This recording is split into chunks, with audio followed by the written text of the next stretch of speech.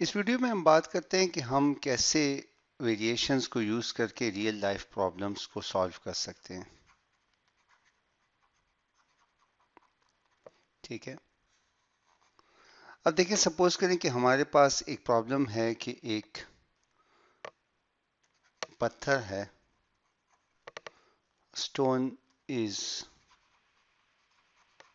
Dropped from the top of hill. उसको पहाड़ के ऊपर से ऊंचाई से फेंका जाता है और वो पत्थर जो गिर रहा है, तो उसके बारे में यहां पर एक बात कही गई है कि द डिस्टेंस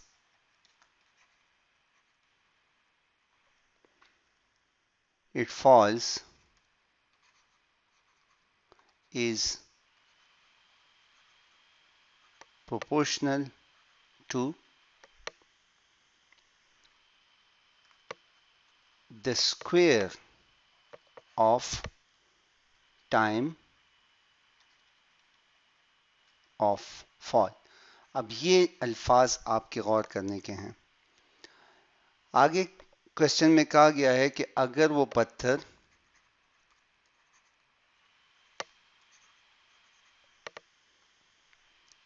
19.6 मीटर गिरता है आफ्टर 2 सेकेंड्स, तो ये बताएं कि ये how far will it fall after 3 seconds. तो अब इस प्रॉब्लम की स्टेटमेंट से आप देख सकते हैं कि हमारे पास एक्चुअली अगर हम डिस्टेंस फॉल को अगर हम डी से रिप्रेजेंट करते हैं, ठीक है, तो डी एक तरह से डायरेक्ट प्रोपोर्शनलिटी में है टाइम के स्क्वायर के साथ। देखें, distance it falls is proportional to the square of time, square of time. तो हम इसको यूं लिख सकते हैं कि D is equal to K T square. यहां से अगर हम अपने k को कैलकुलेट करें तो k is d upon T square. d हमारे पास दिया गया है 19.6, इसने ट्रैवल किया है 2 सेकंड में। ठीक है, ये हो जाएगा 19.6 डिवाइडेड बाय 4। अब ये हमारे पास k की वैल्यू आ गई, ठीक है, जो हमारे पास बराबर है 4.9 के। अब हम आते हैं अपने क्वेश्चन के दूसरे हिस्से की तरफ कि अब ये बताएं कि अगर टाइम हमारे पास 3 सेकंड हो जाए तो d क्या है।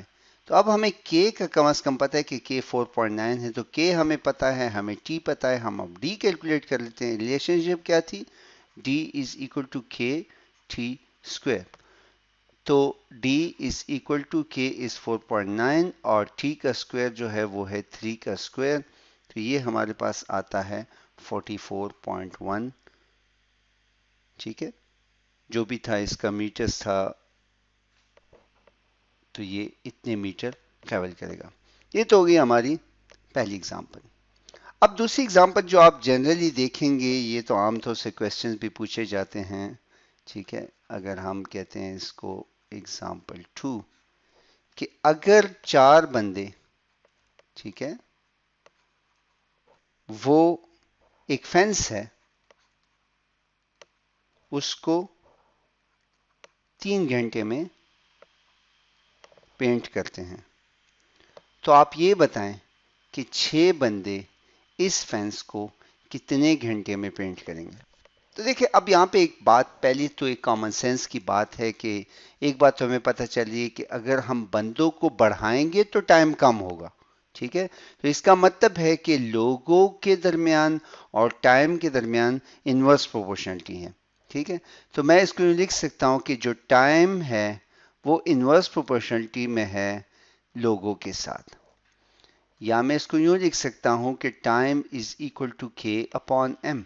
जितने मैं लोगों को बढ़ाऊंगा उतना मेरा टाइम कम होगा। तो पहली सिचुएशन पे मैं अपने k की वैल्यू निकालता हूं, तो k यहां पर बराबर है t इंटू एम के, और t मेरे पास पहले केस में 3 घंटे है और m मेरे पास 4 है, तो मेरा k तो हो गया 12। अब वो कहता है कि अगर मैं मैन को 6 कर दूं तो कितना टाइम लेगा। तो दोबारा से अपनी इस इक्वेशन पे आ जाएं, ठीक है।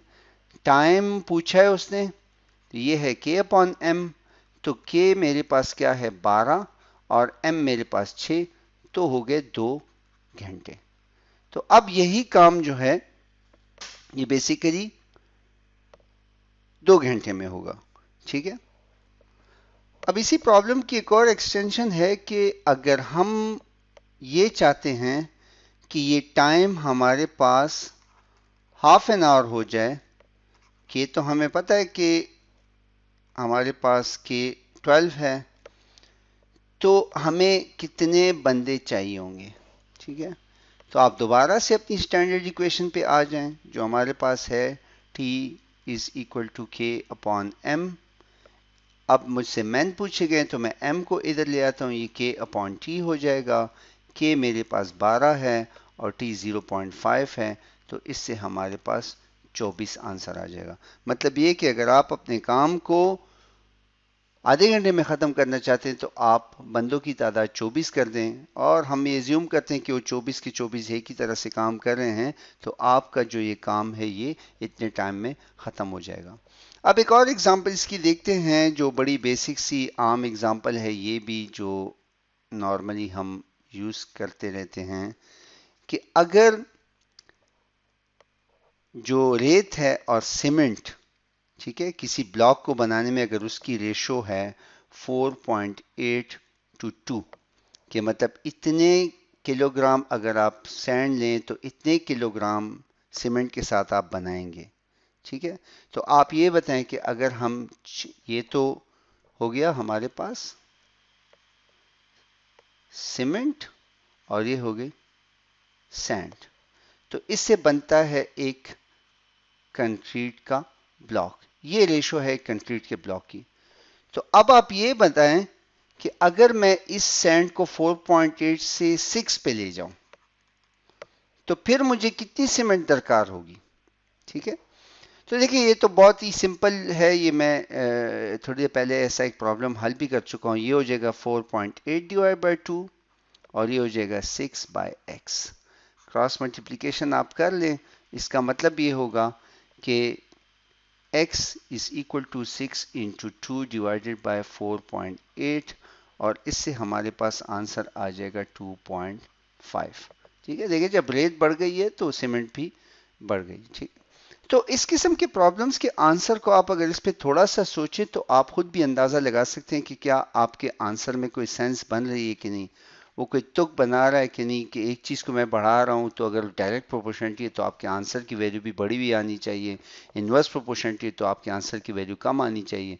तो इस तरीके से आप इस पे रियल लाइफ प्रॉब्लम्स को सॉल्व कर सकते हैं। तो मैं उम्मीद करता हूँ कि आपको इस चैप्टर की समझ आ गई होगी। बहुत शुक्रिया।